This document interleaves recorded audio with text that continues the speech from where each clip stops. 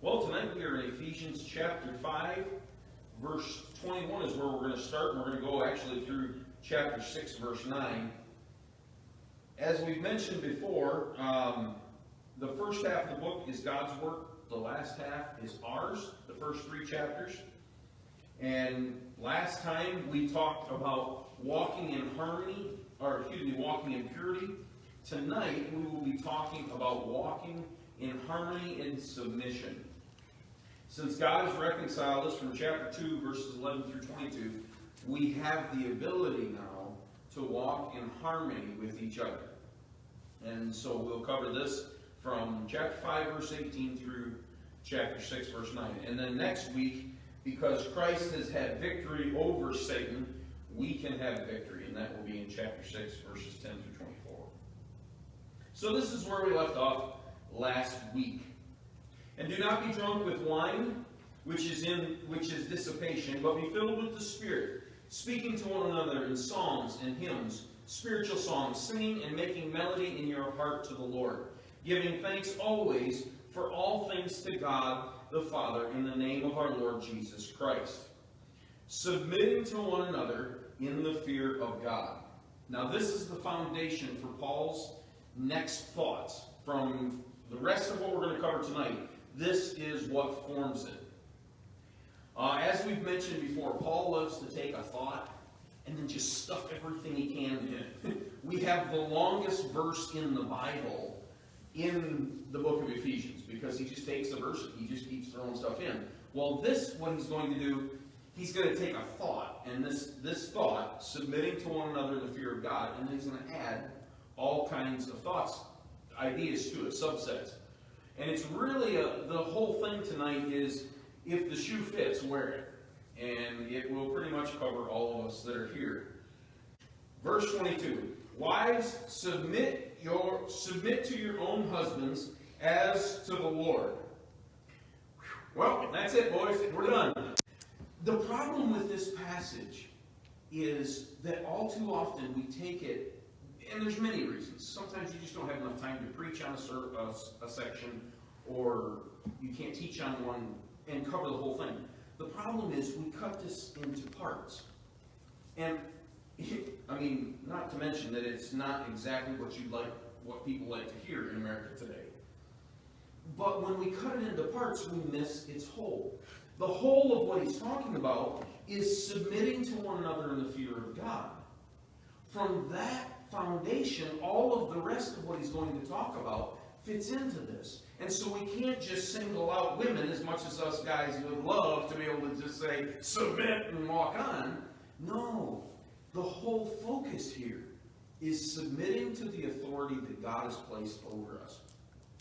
So, with that being said, ladies, batter up. Wives, submit to your own husbands as to the Lord. For the husband is the head of the wife, as also Christ is the head of the church, and he is the Savior of the body. Therefore, just as the church is subject to Christ, so let the wives be to their own husbands in everything. Isn't that a great word? Guys, don't we love that? Everything. That's awesome. Wives are to submit humbly to the husband, to our husband, your husband, not my husband, your husband, as the church is to submit to Christ. And this isn't a popular opinion for today's American church, much less the world. People mock it. People go against it. But as we look at the world around us, it doesn't take us long to see the end result of not doing it God's way. The divorce rate is astronomical. And this is half of it right here. The other half we're coming up to, unfortunately. But this is half of it. God calls the women to respect the role that God has given their husbands to lead the family. And when they don't, there's always problems that arise. When I was younger in construction, and I was learning the trade, whether it was roofing or framing or doing any sorts of things, if I was the low guy in the totem pole, they'd put me with someone that was more experienced, that knew what they were doing, they'd done it before, And they placed me with him. And my goal was to make sure that his job was done as efficiently as possible, and for me to learn the trade. So as he was going about doing his job, if he needed lumber or shingles, I was Johnny on the spot, and I had them there as soon as he needed them. I didn't run on ahead of him because there was problems that could have taken place. And I certainly didn't slow down because then he wouldn't have what he needs to do the job. But I walked in step with him, and I learned what he did. I learned who he was, how he did the job, and it happened in several different places. I worked for at least 3 or 4 different companies where I did this. It helped me to become the man that I am today, that I can run my own jobs, that I have my own business. But what the focus here is, what I'm trying to get across is, even though I was subservient, I did everything I could that the job would be done efficiently. And if whatever that person needed to get the job done, I was going to be there to assist them. If he messed it up, guess who got the judgment for it? He did, I didn't. Although it's probably just as much my fault. I was to be able to be efficient with the job because I was subservient to the person in front of me. Now, I know that's not a perfect model for what we're talking about here, but you get the idea. The wife is not to be running on ahead of her husband, leaving her husband in the dust. And the wife isn't to be lagging behind, just throwing fits at whatever the husband wants to do, but walking in step with him. It doesn't mean you keep your mouth shut all the time. It doesn't mean you get walked on. It doesn't mean you get beat on. It doesn't mean you do things that are sinful. But it means that you respect the role that God has given your husband. And he's responsible for it, as you are responsible to him. It's not your job, ladies, to change your husband. That's God's job. I've known a lot of ladies that they love the guy they're going to marry, but then as soon as they get married, they want to change him into what they want him to be. Well, wives, your job is not to change your husbands. That's God's job. Your job is to humbly submit to him. If he has issues, and I'm sure he does, you pray about them and you ask his boss, God, to take care of the problems at hand. If you bring it up to him, it's going to be nagging, and he's either going to be frustrated or he's going to fear you, one or the other. And believe me, you don't want either one of those to take place. Because when that happens, the marriage shuts down. One last thing before we move on to unfortunateness in the next few verses. Notice what Paul says here, and we often just kind of skip over it, no big deal, but it is a big deal. He says, wives, submit to your own husbands. Now, we think that's a little humorous. Well, of course you're not going to submit. If you're not going to submit to your husband, why would you submit to somebody else's husband, right? But think about it. It's really true. Every husband is completely different. They have their own set of weaknesses, own set of strengths, their own set of specific needs. And when your friends are telling you, well, my husband wants it this way or my husband wants it that way, that might be a nice insight for you, but it doesn't dictate how you treat your own husband, because he has his own specific needs. Well, you say, well, how do I submit to my husband? First off, ladies, you've got it pretty easy. In fact, you've got it a lot easier than the guys do. And I'm about to go into why. We're not complicated as men. It's not too hard to submit to us. As a matter of fact, we've got a list of about 5 things. And I can tell you what number 1 and number 2 are, respectively. It's pretty easy. And, well, I won't go into all that, but Let's hear this. to get back to the question, how do I submit to the husband that God has given me? Ask him. Because I guarantee you the answer that he gives you is not the one you're expecting. And it works for the guys too. How can we love our wives that God has given us? The best way to do it is ask them. Honey, how am I not showing you love? Honey, how am I not showing you respect? How am I not submitting to you in this case? If we ask, we might get a pretty surprising answer. And then further from that, once we find out, then we go to the boss and say, okay, God, how do I do this the best I can? You know how many problems in a marriage would be eliminated right off the bat? Sure, there's going to be problems. There's always going to be problems. We're not perfect people.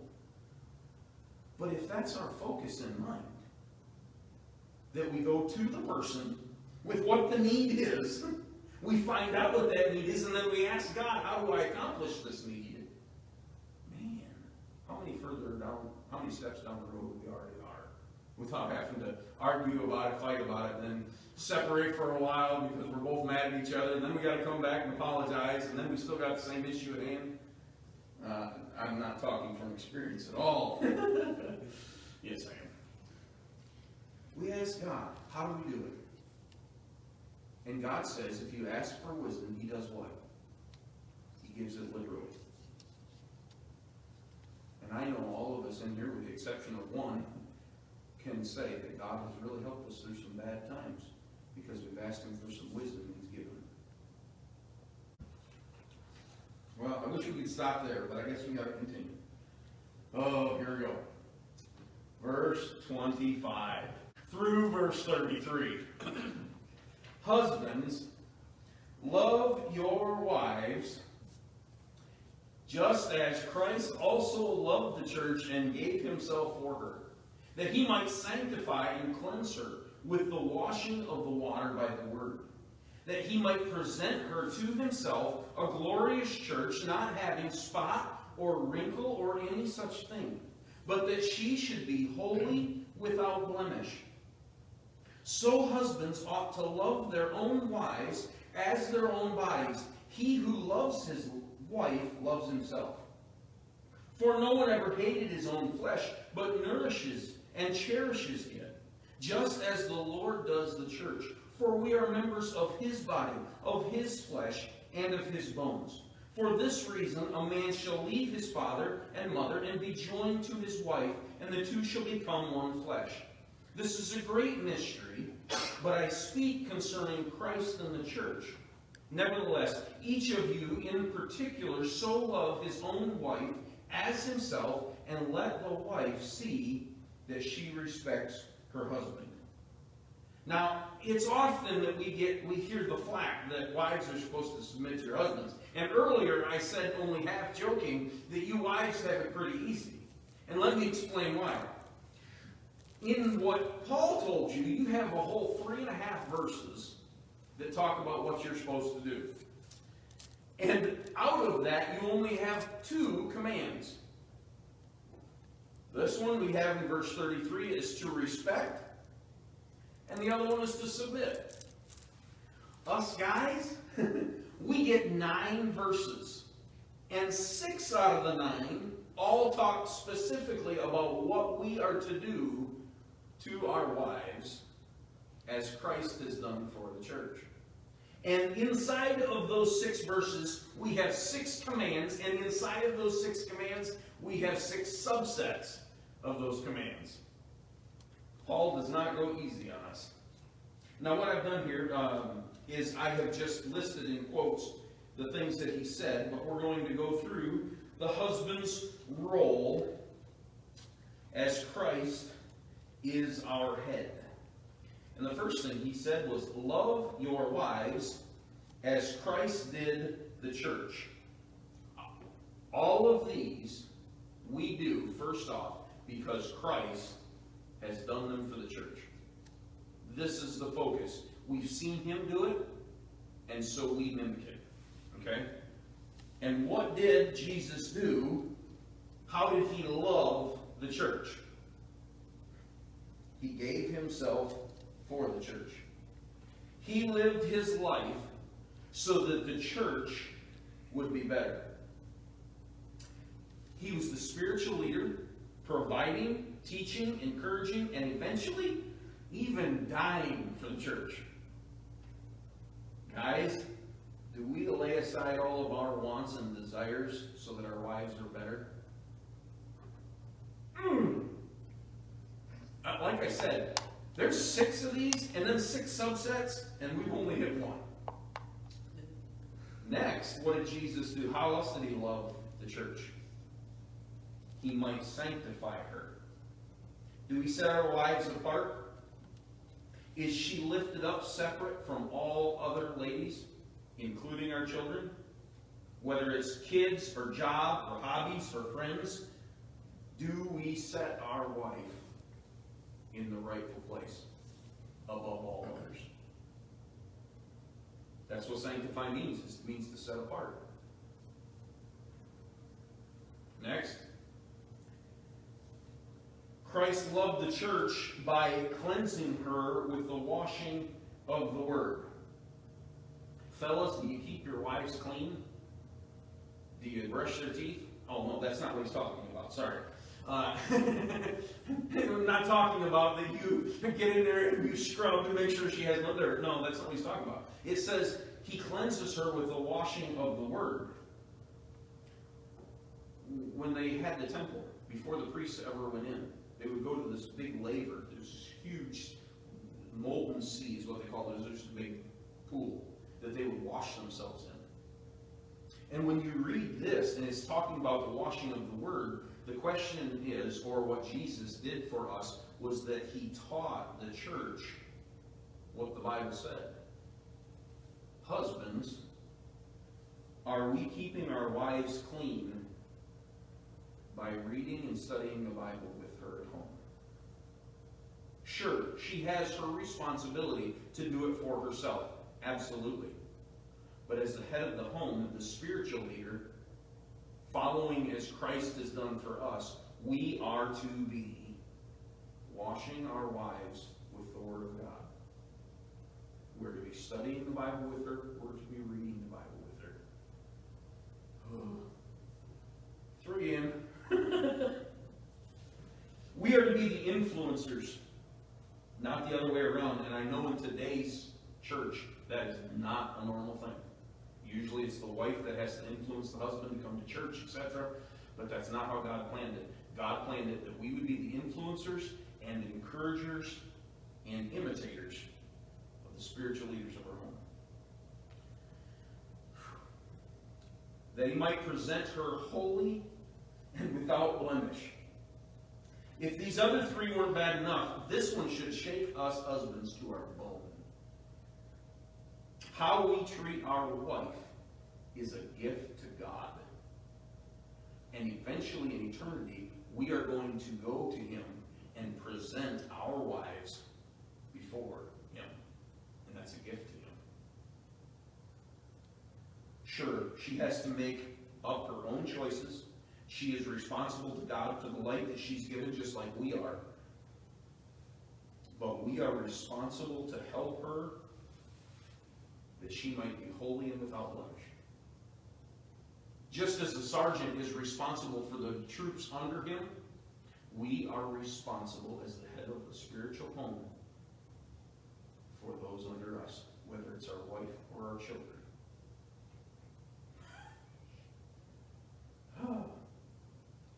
How you feeling? Don't worry, we're only halfway there. Love their own wives as their own bodies. All right? So how do we love our wife as we love our own bodies? Well, he says that Christ nourished the church, and we are to nourish our wives. At some point, as age moves on, and maybe us guys don't die beforehand, we may end up having to do this. Literally, feed our wives. But that's not really what he's talking about here. As the spiritual leaders, we are to be the nourishers. But also in the physical sense, we are to be the providers, the sustainers. We are to be like a cold drink on a hot day. That's literally what he's talking about here. That's what God expects of us as husbands. Well, we're to cherish her, just as the Lord does the church. The word cherish, I don't know, I've never seen this before. I've done all kinds of study. I looked it up because it's like, well, we don't use that word very often. The word literally means to keep warm. And all of us guys say, yes, God tells me I got to keep her warm. Unfortunately, that's not what he's talking about. That actually comes in play later, so we're all right there. But no, actually what he's talking about is talking about a warmth from the inside out, from the heart. That as husbands, our goal, our responsibility is to tenderly love our wives so that they keep a warmth in their heart for us. That's literally what the word means, to keep warm. Now here's to give you an idea. You've been through a real bad struggle. Maybe you've lost a loved one. And a close friend comes up, gives you words of encouragement, and hugs your neck. And that feeling of warmth, that feeling of care, that feeling of love that that person has given to you, that you feel at that moment, that's what us husbands are to be doing for our wives, because Christ does it for the church. Just as much as we love to experience the move of the Holy Spirit in our services, because he's warming the church, our wives desperately seek and need the warmth and love from their husbands to keep their heart warm. And good heavens, I'm sure all of us in here, at some point throughout our marriage, have been in cold spots where we haven't done this. And man, it's a hard thing to heat that heart back up. It is. But this is what God calls us to. He's to leave his father and his mother. Leave behind. That we would have a new focus, not from the old, but to the new life. Many marriages have fallen apart because the husband can't let go of mom or dad, or mom and dad can't let go of the husband. We have to distance ourselves to a new life. When Sonia and I first got married, we sure did it.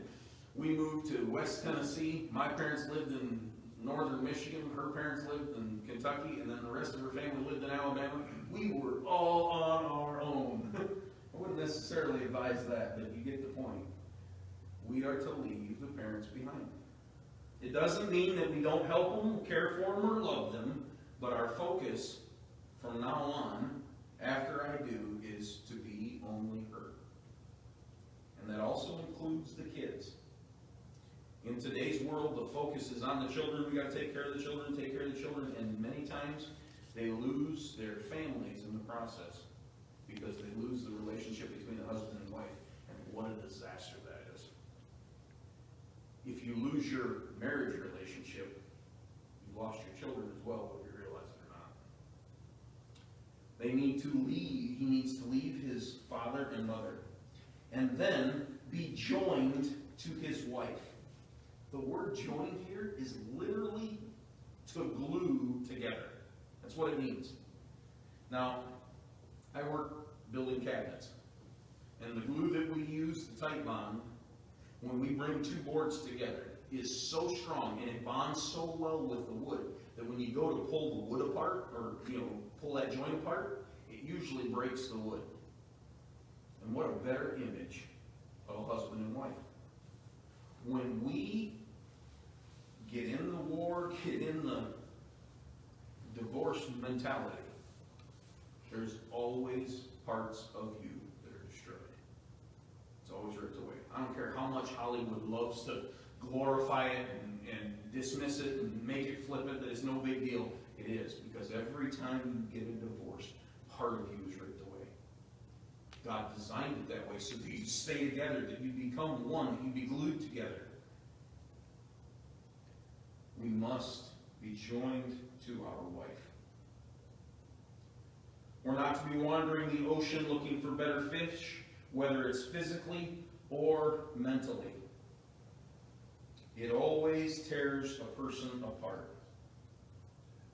I just recently, within the last couple of weeks, saw a person that was in the process or just having gotten divorced. And for the very few moments that I was there, within 2 or 3, I mentioned that we were praying for him. And in just that moment, tears could not be hidden. And it was just for a brief, we talked for maybe 2 or 3 minutes. And all it took was for me to say, I'm praying for you. I know you're hurting. And the tears just flowed. We are to be joined so that we're never separated on this earth. All right. That we are to become one flesh. And yes, this is what you think it means. Woohoo! Us guys are like, yes, I can do this one. I like this one. We are to become one flesh. But notice what it doesn't say. It does not say plural. It says one. You are to save yourself only for her. Don't do anything, and I mean anything, that could prevent you from being completely and totally hers physically. I'm not trying to be too blunt, but honestly, the church has been silent about this way too much and left a vacuum.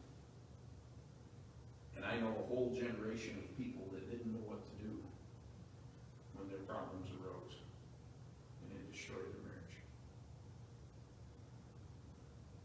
Adultery, pornography, self-pleasure have destroyed way too many marriages for us to be silent about it as the church. In most vows on a wedding day, and every one of them that I do, I ask the question, do you vow to keep yourself only for him or her as long as you both shall live? And if you don't say I do, the marriage doesn't take place.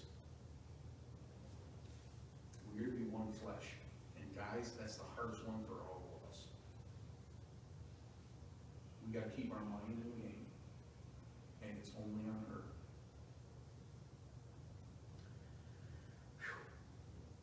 To love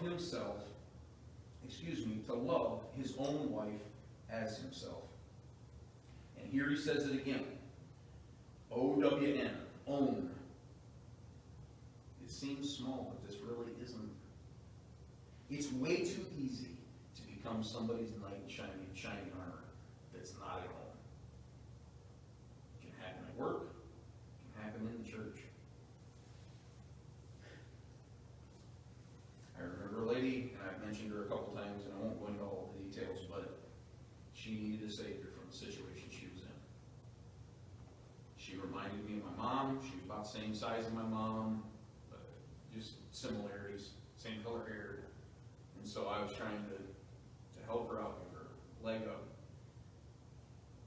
I was listening to the Lord, and I'm glad I was, because then later on I got a text of her undying love for me, because she mistaken my trying to help as her knight in shining armor. And it mattered not to her that I had a kid and I had a wife. It's way too easy for us as men to be helping everywhere else around, and our wife is needing help at home. We need to be careful. She's our focus. Okay. Aren't you glad we're through that? The rest of this gets a whole lot easier. I'm glad I'm not married. But before we go, just one brief thing. 3 things, actually. This is God's design for marriage. The Word worked like 2 cogs spinning as one machine. The husband is to love the wife as Christ does the church, and to humbly lead as the head of the family. The wife is to humbly submit and to respect her husband's role as the head. When that is working together, the machine works.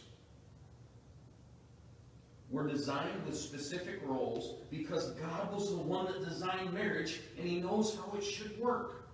When we work outside of that, it doesn't work like the machinist or the engineer had planned. If we're out of step with each other, it doesn't work well. If one cog is going too fast and leaving the other behind, you start losing teeth on the wheel. If one is just stuck in his ways or her ways and not moving, and the other one's trying to move, same thing happens. The machine breaks down. If one's moving more slowly than the other or faster than the other, there is going to be a catastrophe. We need to work step in step with each other inside the roles that God has given us. And when that happens, God blesses it. Satan hates marriage. And we're going to talk about why at the end, but his goal is to throw a monkey wrench into the works of the cogs so that it stops working. And it can be any kinds of things. It can be your parents. It can be finances. It can be sickness. All of the things Satan will throw in there to just keep it from working together. And it is our goal as husband and wife that we fight those things off and do not allow them to get within the teeth of the wheels. Otherwise, there will be a catastrophe. This whole discussion of roles is not that I'll do it if he will or she will. No. This discussion on roles is that you do it regardless of what they do. And you do it first. If you're the husband, you love first. If you're the wife, you submit first. These are God's commands for you to follow, not for them to follow. This whole discussion of roles is also not, if you would love me, then you would do this, this, this, or this. If you respected me, you would do this, this, this, or this. No. The goal here is, since I am loving, I do this for my wife. Since I'm respectful, I do this for my husband, regardless of what they're doing. It's our responsibility to fit inside these roles. So, how are you doing with it? We got a long way to go, don't we? All of us do. God can work on all of us. This takes time. It doesn't happen overnight. But I promise you, as you see this growth take place, the more efficiently the machine will run and the more fun you'll have. All right. Continuing on, now that we got through that big section, the rest of these are rather short. But again, remember this, all of the focus is submitting to one another as we do the Lord. Children, obey your parents in the Lord, for this is right. Children, obey, yes, just making sure you got that.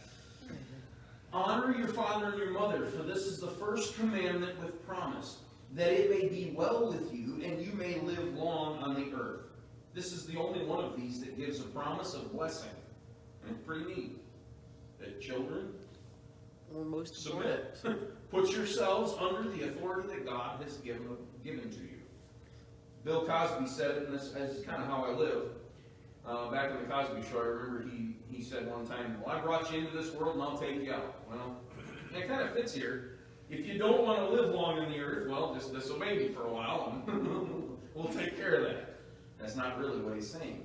It's actually a promise from God that if we honor our parents, whether it's children at a young age or when they are old, God will bless us with long life.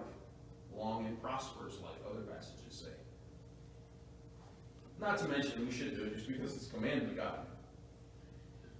No one's parents were perfect. They all had problems, just like we do. Amen. But as we honor them, and we take the best care of them that we can, God honors us. All right. And you fathers, do not provoke your children to wrath, but bring them up in the training and the admonition of the Lord. As dads, it's easy when we see their foolishness to just lose our patience. It's also easy to put heavy restrictions on our children that would make them grow up to be angry and hateful. God says don't do it. Raise them up as the Lord raised you up. God draws us close, even when we messed up big, doesn't he? Satan, he beats you over the head whether you messed up or not. Which would you rather follow as being a dad? We need to be the one that draws them close when they've messed up and put our arm around them and lead them as the Lord has led us. Not to condemn them, but to encourage them. Bondservants, be obedient to those, verse 5, who are your masters according to the flesh, and with fear and trembling, in sincerity of heart as to Christ. Not with eye service as men pleasers, but as bondservants of Christ, doing the will of God from the heart. With the good will doing service as to the Lord and not to men, knowing that whatever good anyone does, he will receive the same from the Lord, whether he is a slave or free. And you, masters, do the same things to them, giving up threatening, knowing that your own master also is in heaven, and there is no partiality with him. Hey, Dad, can you get a little closer? Don said he's having trouble hearing. I can't get any closer. To like the mic. It goes through the phone, it doesn't go through the mic. What should I do?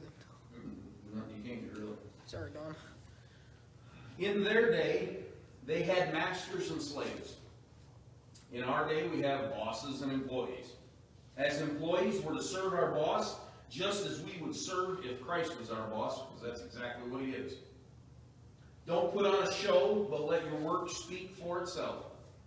And know that even if the boss doesn't see our good work or reward us for it, God promises to do it. God doesn't go bankrupt on any loan that he has paid. If he owes you something, he will repay it. Now think about that. You say, God doesn't owe us anything. We're terrible. He doesn't have to do anything. That's not true. Because this is a promise from him.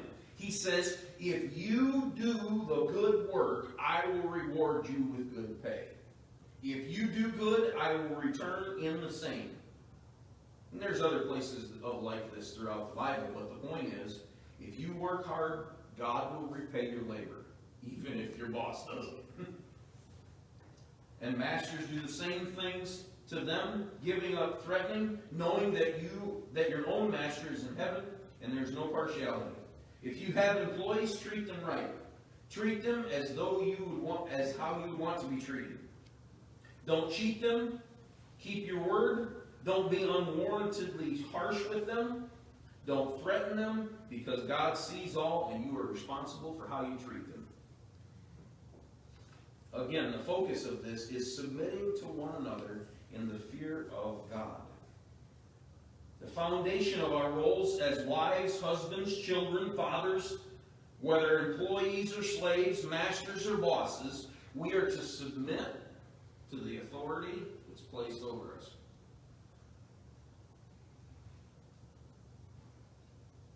All right. And I want to close with this. In 5:32, he said all of that about wives and husbands because he wanted to clarify a point that he had made in chapter 3. In the Old Testament, we understand that Gentiles were to be blessed. Further than that, they were to be saved. God promised all through the Old Testament that he would call the Gentiles. Isaiah 11, Isaiah 42, Isaiah 49, Isaiah 55, Isaiah 60, Zechariah 2, Malachi 1. All through the Old Testament, it talks about that we were to be blessed because of the Jews. We were to be saved through the Jews. But in chapter 3, Paul talks about a mystery that had never been revealed in the Old Testament. And we talked a little bit about it when we got there. And in verse 6, he clarifies what that mystery was. What was never taught before. That the Gentiles, you and I, should be fellow heirs of the same body and partakers of his promise in Christ in the gospel. Now, all that he just talked about with husbands and wives, in verse 32, he said, this is the great mystery. The great mystery that the Gentiles will be fellow heirs of the same body, partakers of Christ in the gospel. All of the discussion about husbands and wives and their order and their submission was talking about how he treats the church and how we are to treat him. Just as we walk through a hard list as husbands what we should do. And don't worry, next week we're going to talk about how we do that. But we just went through a terrible list of things and we're like, wow, I got a long ways to go. But the point to it all that Paul was trying to make was why we do it is because we've seen Christ do it for us and through us and in us as the church. These things are possible because Christ has done them already for you and I. And when we take those things out and we apply our marriages into that, we see what great things Christ has done and has in store for us yet to come. We are one with Him as a husband and wife are one. We're not talking about a unity of a bunch of people getting together having the same idea. No, it's much more than that. We are glued together so that if something was separated, if the bond was broken, pieces would be coming out, is the idea. When Sonia finally kills me off, she's going to get everything I've got. No. No, wait. If by chance I commit suicide, all I gotta say, you all go to the court because you know who did it, all right? I only say that in jest. My wife's been my companion. When I'm gone, I want her to have it all. She's the love of my life. She's been my support all throughout our marriage life, but in all of my ministry. And this is God's honest truth. I really wish I was a millionaire. Not that I would live any differently, but that when I was gone, I know that she'd be taken care of. I really do. Because she's the love of my life. How much more Christ? Romans 8:32. How much Christ, the one that was delivered up for us all, how would He not freely give us all things? This is Christ. If He's going to do something, He can do whatever He pleases. And what He pleases is to be the perfect husband for the church. If you want more of this, I strongly encourage you. It's on Amazon Prime. Go look up the video Before the Wrath. It's fantastic. Maybe one of these Sunday nights or maybe a Wednesday night, we'll watch it here. It's wonderful.